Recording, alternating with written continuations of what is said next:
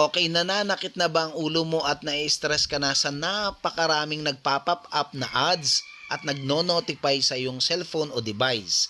Ngayon, ituturo ko kung pinaka-the best. Ito yung pinaka-the best sa lahat ng ating tutorial dahil hindi ka na magko-Chrome at magde-desktop site, hindi ka na magse-setting sa Chrome. Ito ay directly sa ating device. Okay, click mo lang to. Okay, yung settings, nag-click lang ng settings, hanapin mo lamang itong connection and sharing.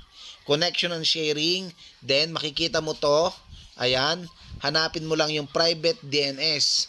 Sa private DNS, click mo lang yon, ayan, as we can see, sa aking device, naka-DNS na ako. Kung hindi ka pa nakaka-DNS, itatype mo lamang ito, dns.adguard.com, then, kiklik mo yung save. Okay, kapag na-save mo na yon, wala ka nang makikitang magpa-pop up sa iyong device. Ito na po yung pinaka-legit, pinaka-the best. Kumpara po sa nagkiklik ka sa settings, then nagno-notification bar ka pa. Ito na po ang pinaka-the best at pinaka-madali na aking itinuro sa inyo. Wag pong kalimutang i-subscribe naman po kung kayo po ay natulungan ng video ito. Salamat po!